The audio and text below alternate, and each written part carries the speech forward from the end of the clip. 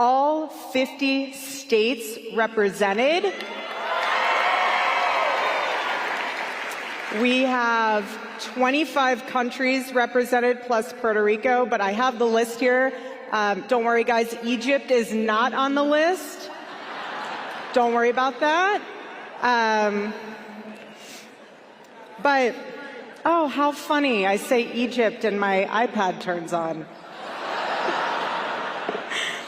That's fun. Where were we? Okay. So anyways, the past 3 months I have learned a lot. You learn very quickly who is ready to go to war with you. You learn very quickly who thinks emotionally versus logically. Whoa! Whoa! Erika Kirk shuts down the No, she didn't even respond to one of the conspiracies. She gave us emotion.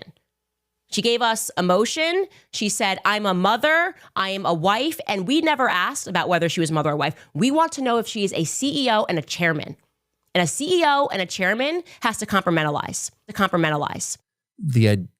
I think that I don't know many of the details, but I know that recently Candace said that Egyptian registered aircraft were following Erika Kirk, Charlie's widow, around for a number of years in different places in the world. That's one of the weirdest things I've ever heard, and I just want to say that that is factually true. That's true.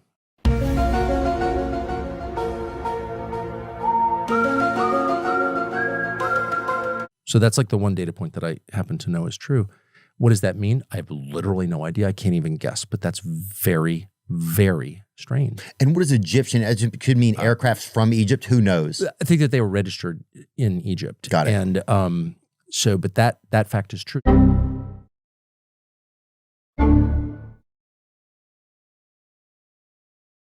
People odd lie were another round of debunking the Egyptian planes. I want to be very clear.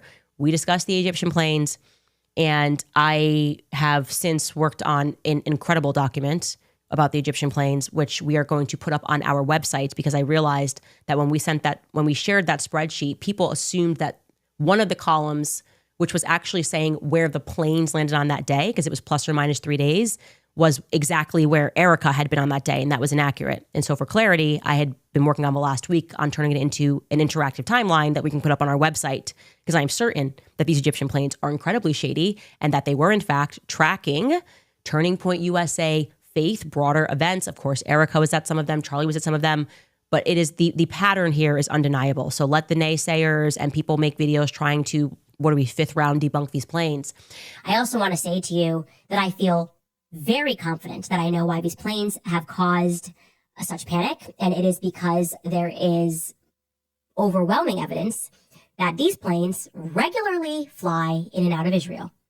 And I'm going to present that evidence tomorrow. I say that strongly. This is I feel very confident saying these Egyptian planes are flying in and out. And notice I'm saying planes because once I was able to connect people that were on those planes onto other Egyptian planes, I was able to realize that these planes are flying in and out of Israel and turning their transponder off each time that they do it. That is now makes perfect sense of why there was this mass panic, right? It's not exactly like we have a strong Egyptian lobby in the United States. Now we're like, whoa, well, those darn Egyptians again are trying to get TikTok censored. What does that add up to? I don't know. I don't know the answer. And I'm going to sift through everything as open-mindedly as I can, as honestly as I can, to get to what the truth is. I just don't have a ton of confidence in the FBI or the men who run it. And I'm not saying that out of ignorance. What does that add up to? I don't know. I don't know the answer.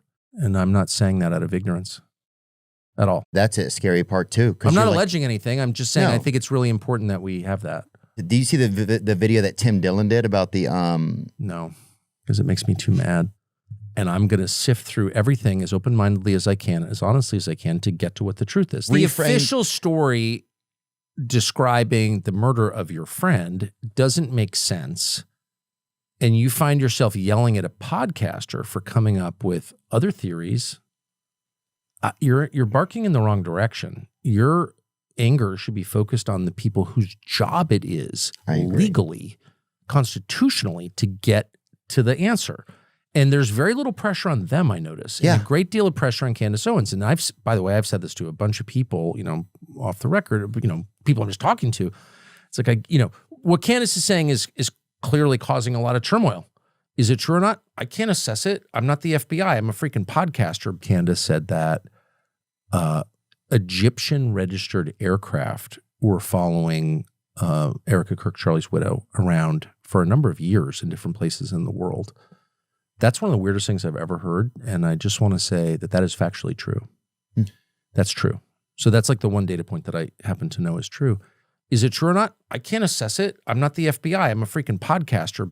How can you be mad at Candace Owens or anyone else for filling a vacuum that they left? Yeah.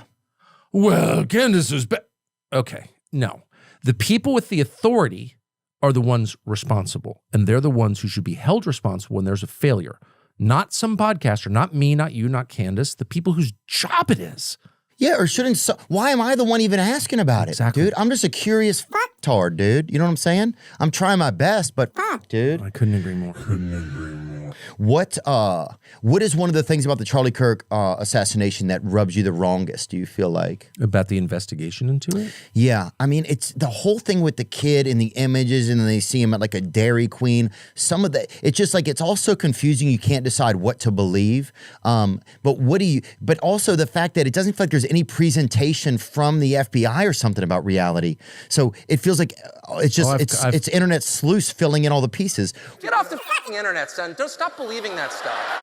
Here's what I am concerned about. A lot of things. One, he acted alone. Tell me how that worked. I don't, none of us really act alone. It's hard to go anywhere by yourself, too. Well, thank you. Exactly. You acted totally alone. Okay.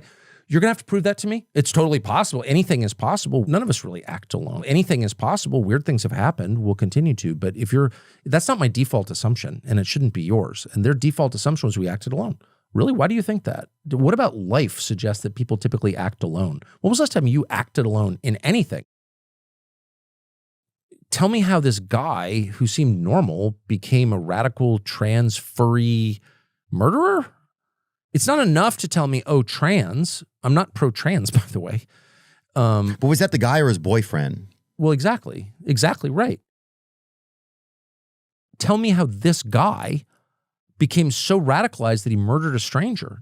I'm not saying it didn't happen. I'm saying I want an explanation for how it happened. Why wouldn't I? I agree. They are making it a dead certainty that somebody is going to be driven into total lunacy and do something terrible. I mean, they're making people crazy and dramatically elevating the chances something really awful is going to happen. And I'm upset about it. I think we all should be. Oh, we can't talk about that because it'll prejudice the jury pool. Really, you've told the world that you have both a confession from him in his text to his boyfriend and the murder weapon with his fingerprints on it. I think you've got a pretty solid case. So why is it so difficult to just explain? But there's no attempt to explain how this happened. So I have said from the beginning, if you don't like what Candace Owens is saying, why don't you call her and offer a more plausible explanation for what happened? You have both a confession from him in his text to his boyfriend and the murder weapon with his fingerprints on it. I think you've got a pretty solid case. I don't understand the official story at all.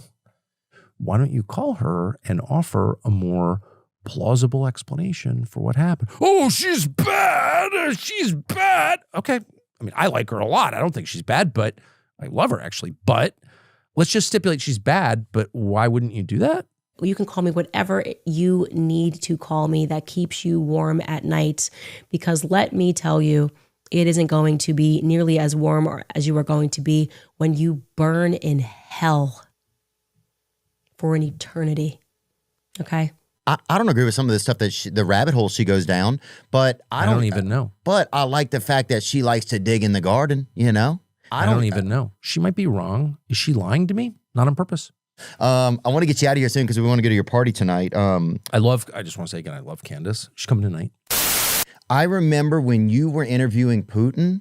Yeah. I remember thinking we may get some real information here, which is kind of a crazy. I know. And I'll just admit that. I'll be like, dude, we might really get some information here. Instead of all this BS, like Russia was involved in making all these ads and all this thing, we might really get some information here. Yeah, well, you were right.